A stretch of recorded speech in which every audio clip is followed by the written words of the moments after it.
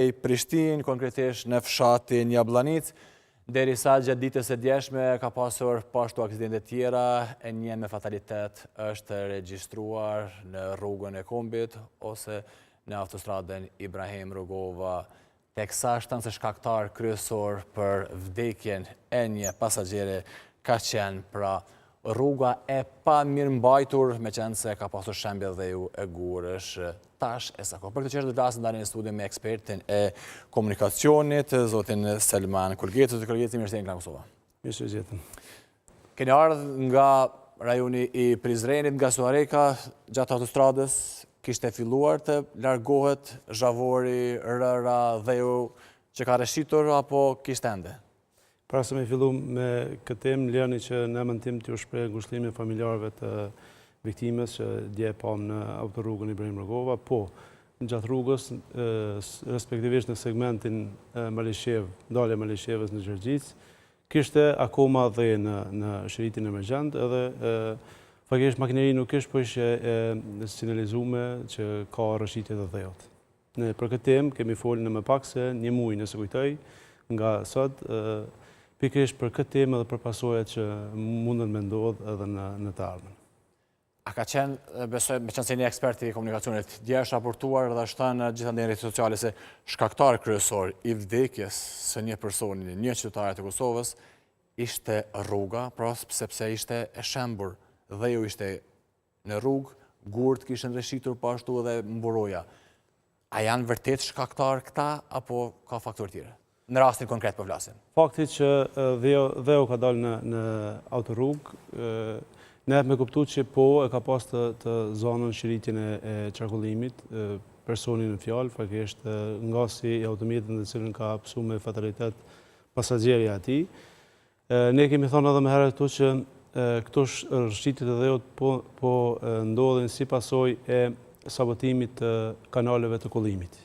E kemi thonë disa herë që sa po ka treshra atmosferike, ka shi, dhe u ngarkohet edhe gabionet e cilat janë ndërtu për me rezistu dheut, nuk kanë aftësinë me rezistu qësaj mase dhe qësaj peshët të dheut, edhe normalisht e lëshojnë edhe binë në autorrugë.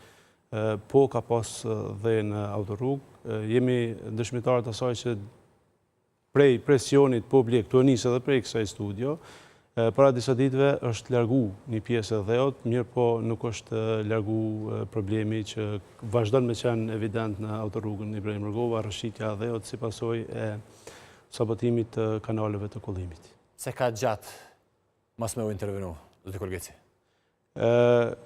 Ne pam që sot edhe në për media që dollë që është firmuar. Për fakt ka qenë Ministri Basha në detyrë që ka thënë se Ministria sot ka njoftuar se ka nënshkruar kontrata për sanimin e plotë të skarpatave në autostradën Ibrahim Rugova. Po, është e vërtet që kemi pa në këtë njoftim. As është vona, është dashur më herë që të bëhet? Është nisë, kjo procedurë është nisë në dhjetor. Para se me nisë aty, çdo i kemi do vizatime që janë bërë në vitin 2025. Janë vizatime se qysh kanë mu trajtu edhe qysh kanë mu regullu skarpatat. është dash një vjetë mrapa, edhe është dash 3 jetë, se pako 3 jetë në autorrugë më nashku, si pasoj e qësoj negligjence. Jemi dëshmitarët asaj se sa kemi po, edhe qëfar tendere një bërimor, tendere sekret janë lidhë në Republikën e Kosovës. Kemi me qindra e me mira tendere një bërimor që janë lidhë me operatorët të ndryshëm ekonomik. Ndërsa për këtë tender, për këtë rrugë nuk ka pas gatishmëri qeveria jonë me intervenu në formën më të shpejtën të mundshme. Jemi dëshmitar edhe të asaj që po, ministri ka dalë dhe ka thonë që është vënu procedura për shkak të OSHP-s. Mirë po, unë këtu e kam një njoftim që del po prej asaj ministrije, që e mban datën 27 mars 2026 edhe thotë njoftim lidhur me vazhdimin e validitetit të tenderit dhe sigurimin e tenderëve për operatorët ekonomik, pjesëmarrës në aktivitetin e prokurimit. Ka thonë për arsye se ende nuk ka përfunduar për shkak të buxhetit, domthonë nuk e ka buxhetu, nuk ka qenë i gatshëm me e buxhetu. Leme me një procedura të përshpejtuar për shkak të emergjencave në rrugë edhe për shkak të mundësisë jetëve me hup jetë në atë rrugë që jemi të dëshmitarët asaj që po e shohemi që kanë mësu qytetarët ta, nuk janë veç jetë humbra, por këta nuk kanë qenë të gatshëm edhe me nda bugjet për këtë sanim. Pse ka ndodhur kjo në këndvështrimin tuaj? Çka ka qaluar? Faktikisht këta nuk i kanë nda as bugjetin. Nuk i kanë nda bugjetin, landa ka shku në Pas kanë qenë të informuar për këto telashe, për këto defekte në rrugën në autostradën Ibrahim Rugova, apo ku ka qenë problemi? Unë mendoj që këta kanë qenë të informuar për faktin se çdo ditë ka njerëz që kanë frekuentuar autorrugën Ibrahim Rugova dhe kanë pa që po rrshet autorruga për herë. Ku kanë qenë këta, unë po besoj që janë institucione tjera që kanë me fillu edhe me hetu edhe duhet me fillu me hetu, pse është prolongu, pse është tezë gjatë kaq shumë kjo procedurë. S'ka qenë OSHP-ja si thënë sot nga ministri? OSHP-ja ka qenë, po është edhe një njoftim që e ka lëshu po i njëjti institucion. E njëjta ministri që ka dalë sot, kanë dalë me deklarim që kanë thonë për shkak të OSHP-s. Po OSHP-ja po zotni ti nuk i ki nda bugjetin për këtë rrugë. Nuk i ki nda bugjetin për me sanu rrëshitet në autorrugën Ibrahim Rugova. A du të me dhanë përgjithësi pra dikush nëse s'është ndarë bugjeti? Unë besoj që du të me dhanë pa tjetër përgjithësi, për shkak se kemi jetë humbra, kemi andrat lame për gjys, kemi familjarë që sot nuk i shohin familjarët e tyre, kemi prind që sot nuk i shohin fëmijët e tyre, kemi fëmijë që nuk i shohin prind e tyre, si pasojë e neglizhencës së institucioneve që nuk ka qenë i gatshëm më në mirëmbajtje autorrugën, nuk ka qenë i gatshëm më në mirëmbajtje edhe rrugë tjera. Po flasim sot për autorrugën, po harrojmë që nuk po flas për rrëshitje. Po gjendja e gjitha rrugëve në Republikën e Kosovës është jashtëzakonisht e keqe. Edhe në drejtime tjera, përveç edhe rrugë tjera nacionale, edhe rrugë tjera rajonale, e din edhe ministri, e din edhe institucioni, e din edhe ministria që mirëmbajtja ka qalu.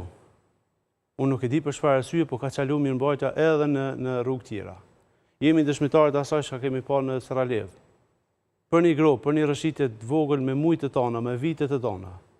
Është dash me prit, mu maltretu se cili njeri, se cili student që shkon prej Suarekës e prej Zrenit e Dragashit që udhton me autobus ka me përjetu çdo ditë qatë rrugë. Ka me përjetu kolona të panevojshme si pasojë e neglizhencës së institucionit. Me qenë se s'pati rrugë të reja, të shtruara, të rregulluara, pse të paktën nuk u mirëmbajtën këto? A ka një logjik, a ka një shpjegim? Faktikisht s'ka logjik pse s'mirëmbahen rrugë, s'ka logjik edhe pse nalen investimet. Por të paktën nëse s'ka pas investime, pse s'janë mirëmbajtë këto?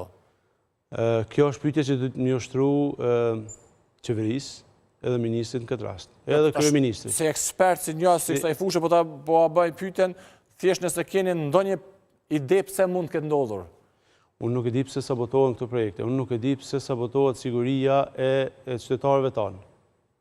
Nëse nuk e mirëmbajmë një rrugë, nëse nuk e pastrojmë prej borës, nëse nuk e bëjmë mirëmbajtje verore, nëse nuk e përsëritim sinjalistikën, nëse nuk vendosim sinjalistikë siç duhet, ne jemi të i drejtu ngasit edhe qytetarët tanë drejt aksidenteve fatkeqësisht që përfundojnë me fatalitet. Unë nuk e di këtë logjik, kush e njeh edhe kush e shtyn përpara. Po logjika e sabotimit të këtyre projekteve është logjikë që e dëmton edhe po na kushton me jetë qytetarëve tanë. A du të ketë reagim qytetarë ose reagim nga shoqëria civile, nga ish opozita ose nga dikush? Reagime ka pas prej ish opozitës, prej shumë njerëzve unë kam pas edhe unë reagim, ka pas edhe kam pa edhe shumë qytetarë që kanë reagu, mirë po nuk kanë mjaftu. Nuk është rasti vetëm që po reagojmë si qytetarë, nuk është rasti vetëm që po reagojmë si opozitë, po ndoshta dikan ka harru dikush me prek në tokë të i pa dhe numra që i ka. Po qytetarët tanë po e vujnë, qytetarët tanë, familjet tona, njerëz tanë, vëllezërit e motrat tona, fëmijët tanë, prindërit tanë, po e psojnë çdo ditë. Po e psojnë me jetë humbra në rrugët tona. Si pasojë e kësaj që u tha drejtari, si pasojë e mos mirëmbajtjes, si pasojë e elementeve tjera të sigurisë që nuk janë përfill dhe nuk janë investuar. Pra përveç që kanë humbur njerëzit jetën si pasojë e shembjeve të dheut në autostradën Ibrahim Rugova, qëndrimi i dheut dhe atyre gurve për më shumë se një vit, tash edhe tek ata të cilët fatmirësisht nuk kanë pasur pasoja, A e ka dëmtuar edhe reputacionin e Kosovës? Për shkakun sidomos tek njerëz, tek ndërkombëtarët, tek ata që tranzit e kanë shfrytzuar Kosovën, pra që ta shohin atë dhej për së paku 1 vjet ose 2. Së paku 2 vite. O shumë e vërtet që kur të prolongohen... Ka pas edhe atë shumë dhej, nuk ka qenë në katastrofë? Jo, ka pas segmente, shumë segmentet në të cilat ka pas dhej. Ka pas segmentet në të cilat kanë vendosur edhe gabi. Po, ka mujtë me rregullu, bile ka pas edhe vullnetarë të cilët publikisht kanë dalë dhe kanë kërku leje prej ministrisë me dalë me largu dheun në autorrugë që ka dalë. Dikush ma batanta pse FSK-ja nuk pse s'po angazhojnë FSK-n?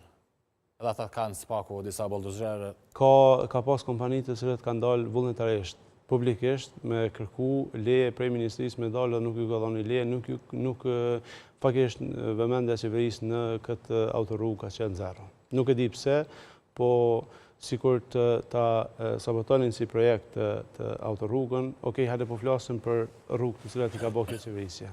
Cilën autorrugë e ka përfunduar, cilën rrugë rajonale siç duhet e ka përfunduar. Cilin projekt madhor për 21 miliardë euro që ka pas buxhet e ka përfunduar. Asnjë nga këto. Si ekspert i komunikacionit, Zdikul Geci, sa rritet mundësia për të shkaktuar aksident nëse rruga nuk është e mirë mbajtur? Nuk pa flasim për sheme të mëdha, sepse ato dihet që mund të shkaktojnë aksidente, por nëse nuk mbahet, nëse nuk pastrohet me kohë, nëse nuk ositet bari. Fakisht në pa flasim për sipërfaqen qarkulluese, që në vendin tonë është edhe një praktik tjetër jo e mirë që nuk përdoret një gur adekuat, guri eruptiv në sipërfaqen qarkulluese. Kur nuk përdoret guri eruptiv, sipërfaqja qarkulluese e rrugës, me kalimin e shpejt kohës, bëhet shumë fakisht e rrëshqetshme, edhe e zgjat rrugën e frenimit edhe rrugën e ndaljes. Në këtë mënyrë, njerëz të cilët janë fakisht ngasit të cilët e kanë përvojën në vendet ndryshme të botës, edhe e dinë se sa kur për sa mundën me nalë automjetën e tyne, kur të vinë të na kanë këtë problem. Për shkak se e kalkulojnë kohën, rrugën për sa mundën me nalë, kur këtu e neglizhojnë fakisht sipërfaqen e rrugës dhe rruga e ndaljes është pak më e gjatë se sa në vende tjera. Normalisht që... A shke vetëm për autostradë, po flisni apo edhe për rrugë tjera? Jo, po flas për gjitha rrugët. Po flas për të gjitha rrugët, fakisht kur përdoret guri eruptiv, sipërfaqja qarkulluese e ka jetëgjatësinë shumë më të gjatë se sa me gurit të zakonshëm çfarë përdoret në vendin tonë. Më thithë kjo arsyeja pra që shpeshherë kur ne vëzisim shkojnë, si me thënë Zhag, veturat edhe pastaj nisja është pak më ngadalt duke fakisht vrut. Te zvarritja e gomave derisa të vjen te ndalja e automjetit, rëndësi të madhe ka shpenzimi i mikrostrukturave dhe makrostrukturave të sipërfaqes qarkulluese. Është që kjo që po flasim na me gurin eruptiv. Fakisht me materialet adekuate të cilat duhet të vendosen në shtesën qarkulluese të rrugëve, në gjitha rrugët në vend. Ndërkohë, për të folur, jemi ka fundi, Zdikul Geci, cilët janë shkaktarë tjerë të cilët po ndikojnë në gjithë këto aksidente? Kryesisht edhe tek ato fatale. Te kalimi i shpejtësisë është shkaktari kryesor, edhe përdorimi i tepërt të telefonit është shkaktari jashtëzakonisht i madh, si te aksidentet me fatalitet, si te ato me lëndime, si te ato pa lëndime. Mandej ka shumë shkaktarë tjerë që lodhja, përdorimi i narkotikëve të ndryshme, drejtimi i automjetit në ndikimin e alkoolit e shumë faktorë tjerë. A ka pas efekt ligji i policisë, rritja e gjobave, pak më të mëdha, marrja e pikëve, marrja e patent shoferëve, pak të ketë një ulje? Ne jemi dëshmitarë të asaj se çka kemi pa prej vitit 2024, prej prillit 2024, faktikisht kur ka hyrë në fuqi ky ligj, ne kemi po të njëjtin trend me aksidente. Jemi në mesatarisht 25 minuta, në 25 minuta ndodh një aksident. Edhe mesatarisht... Edhe numri i dënimeve është rritur shumë. është rritë numri i dënimit, nuk po flas për numrin e dënimit, po është fakt që është rritë, po efektin në teren nuk në ka dhënë. Faktisht efekt në teren do të jepte nëse përdoren radarët strategjik dhe mobil, në për shumë rrugë të Republikës Kosovës, edhe nëse shtohet numri i automjeteve inteligjente. Sepse policia nuk mund me nejtë tonë kohën me një segment rrugës. Ose nëse rrënë tonë kohën, na dim efektin qysh na po dalë tash në jargonin kur ti të regon me dritë dikuj që e ki policin. Kur ka radar statike mobil, kur nuk dihet në cilin vend ka radar, normalisht që edhe ngasit e kanë rritin kujdesin e jashtëzakonshëm.